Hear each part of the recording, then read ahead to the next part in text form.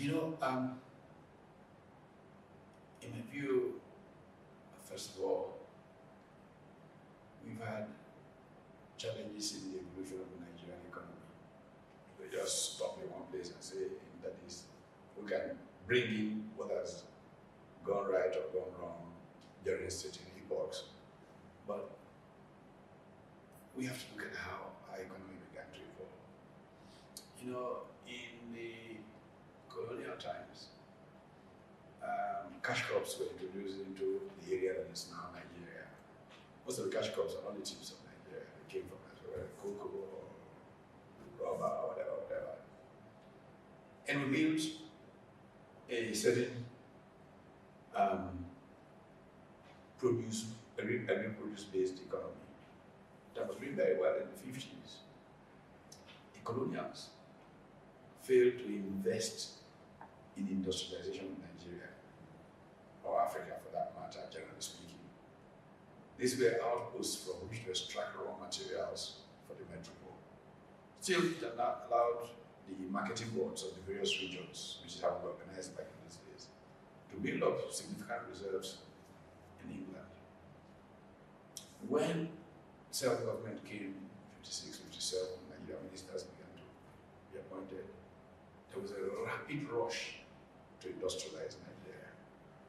And the basis for that rush was a competition between the regions. Two American scholars called Robert Belson and Howard Wolpe, in a book about modernization in Nigeria, referred to that phenomenon as competitive communalism, competing ethnic nationality groups, trying to see who would most bring progress to their people. And you saw how free education was considered a very important component of development, education.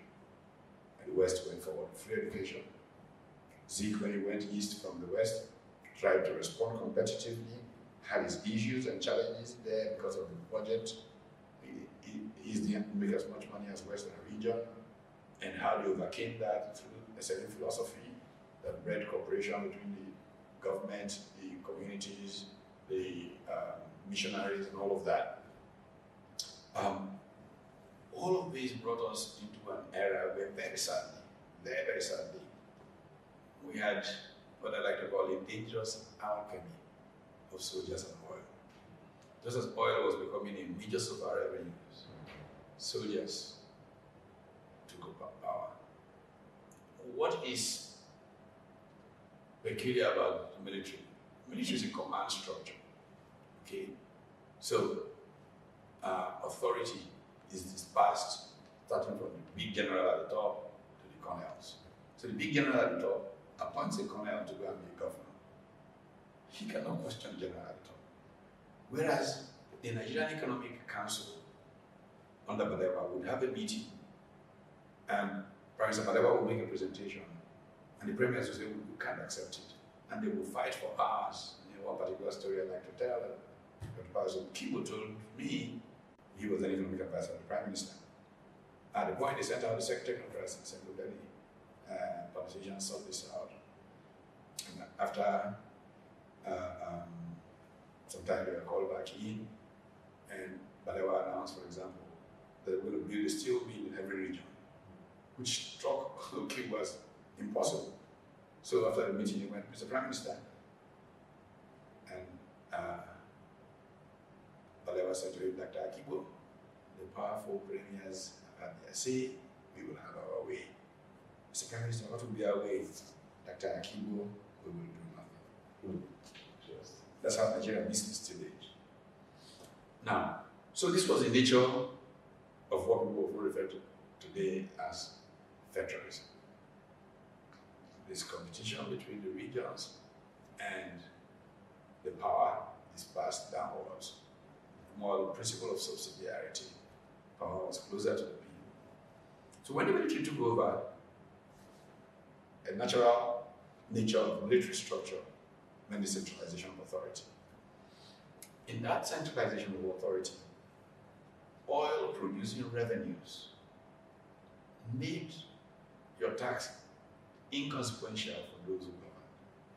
In the civilian era before, everything was driven by taxes. You know, people like me who grew up, you know, here in Lagos, you know, Mushi was like the demarcation between the Western region and the Federal Territory. If you see they're chasing you for tax in the Western region, you will run and find a way of escaping into Mushi, and you're free and kind of, you know. The army didn't need to collect your tax anymore with oil revenues. So they didn't bother you with taxes, you didn't bother them with what they did with oil money. That was when the decline began in terms of economic planning and implementation. Yes, of course, there were some gains with revenues being pushed into massive infrastructure development and later. But the bottom line was that that structure of how decisions were made created a problem with how we manage the economy. Well, long and short of it, we got into a structural logjam, which it took the political sagacity, let's call it that, of a generally quite Babangida to solve. I mean, people go after him for other things, but enough study has not been done of how his political cleverness saved the Nigerian economy. Because all our Marxist friends, all the university lecturers have to be Marxists to be taken on to be authentic. They talk the economy into a position where basically lines of credit were being shut down in Nigerian banks, like foreign banks. We couldn't pay due debts and stuff like that. We were in debt. It then took the work done under President Babangida to begin to create markets. One of the most important markets that were created was the foreign exchange market. It was not an easy thing. It went first to a two-tier foreign exchange market called Sphere. Then eventually it liberalized enough. And this market facilitated commerce. Now that was the foreign exchange market. Now we come to 2015 and we begin to play these funny games. The result is where the foreign exchange market is here today. So I think it's important to understand the place of institutions in economic performance. I would say that 90% of my academic work has been around institutions and economic performance. I wrote a book titled Managing Uncertainty, Competition and Strategy in Emerging Economies far back in the mid-90s. And the essential point of that is the nature of institutions and how they evolved. Of course, the biggest influence on my work was a gentleman called Douglas North, whose work on institutions and economic performance remains for me perhaps one of the best that has been done in the Nobel Prize in Economics, of course, for his work. What we do not seem to understand is that the things that happened in the early years of the Buhari administration regarding multiple exchange rates and all of that fractured the institution of markets. The consequence is what we're dealing with today. So I say this so that we can learn where the problems are coming from. It's not because this guy is a bad guy, that guy. They just did not understand enough what ultimately the consequence would be of that conduct. Let us come home to us. Talking about the exchange rate, if you look at that, the Naira to the dollar, it's in recent times, it's been mind-boggling. If you were to advise the CBA governor and other leaders of the economy, what would be your recommendations? Well, this is the point I've already just made about markets. We've already fractured the market. But the most important thing is that economic performance is a function of production. In Nigeria, we don't produce. The incentive structure is so warped that those who have the most money are not those who produce. And economics is a science of incentives. So there's no incentive to produce. You will do better becoming a good friend of a powerful person. And one day, some people will pass in front of you and you buy a private jet. You go and start to do some of the things I've been trying to do. set up an integrated agricultural. First of all, the banks won't lend you money because the Nigerian banking system is not oriented to production, it's oriented to rent extraction. Okay. Then you get to a point where there isn't enough production such that if anything, any small thing that happens to oil prices, we all begin to run helter skelter.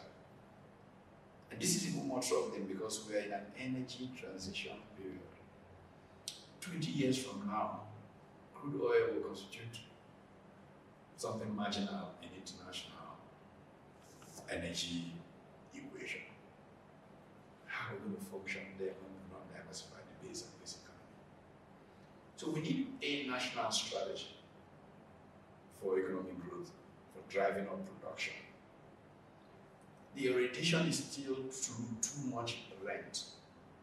And because of state capture, the powerful people will gather share the thing that is supposed to be used to support new entrepreneurs emerging. I shouldn't say this, but I was talking to a very powerful person in the financial system, and he says, look, a very good friend of mine, by the way, it's not about you. You see, if you were the banks will be running after you to give you money for anything you think of. And it occurred to me that he did not understand economics. And these are top people running the economy. He didn't understand economics. Because, you see, the banks in doing that essentially are ensuring this economy will grow. What leads to economic growth is creative disruption. Finding those young, new entrepreneurs who will overthrow today's dominant capitalists. In fact, two of my favorite scholars in this regard, Raghuram Rajan and Luigi Zingales from the University of Chicago. Rajan was the chief economist at the IMF and Reserve Bank of India, governor of the Reserve Bank of India. And they argue in a book that is appropriately titled Saving Capitalism from the Capitalists, that the most dangerous people to capitalist advance are today's dominant capitalists. Because it's their interest to suppress progress so that they can stay dominant. And the way that capitalism has made progress is by some young boy who has a new idea that dethrones their own idea, having access to resources to enable him create greater value. This is why if you look at dominant companies, look at the United States, one of the most regenerative economies in human history. You will find, for example, in 1961, Thomas Watson Sr., chief executive of IBM, I was speaking to American business leaders. I said to them, by the way, how many of you can guess the number of companies that were in the top 100 61 years ago in 1900 are still there? But it turned out only 3. Percentage was 3 in 61 years. Only 3 that were in the top 100 were still there. Because the system creatively destroys. In Europe, even, it's much, much different. And then it gets worse when it comes to countries like Nigeria. 1, 2, 3 dominant capitalists will be there forever until they die and their business fails or something. An economy can't grow like that. You can find a way of stimulating those young entrepreneurs to destroy today's value and create greater value. So you see, many people who run the country don't understand economics. They are in serious trouble. And that's where Nigeria is. Looking at the debt profile, it's running to over 33 trillion naira. And the president is seeking another loan to about $4 billion. Do you consider this to be a necessary move and a wise decision for that? You see, everything has to have context. I'm not one who fears the idea of borrowing of its own.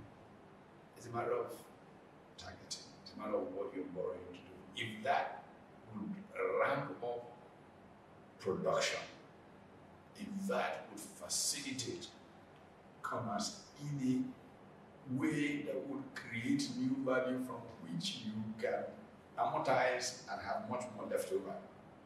I have no problem with anybody. But I don't see a game plan that suggests that that is going to happen when one is at that being borrowed. And so I'm extremely worried, frightened almost. Because you see, politicians in our part of the world, I'll be very honest and use language not to. The combination of ignorance and indifference about people will make them zealots. Tomorrow you worry about it, and then I'm gone. I think this is dangerous. This is why we must have civil society that is strong. And if you don't have civil society that can stop irresponsible politics, tomorrow will be a very dangerous place to be. And so, I can listen to a partisan who says, no, see, all people behind before did not do infrastructure. Now we're about to do all the infrastructure. Where were you for 6 years and suddenly you want to do all the infrastructure?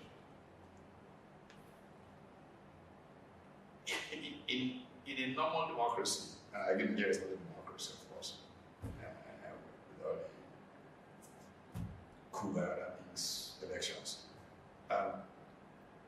Once you are approaching lame dog status, there are some things you must not try to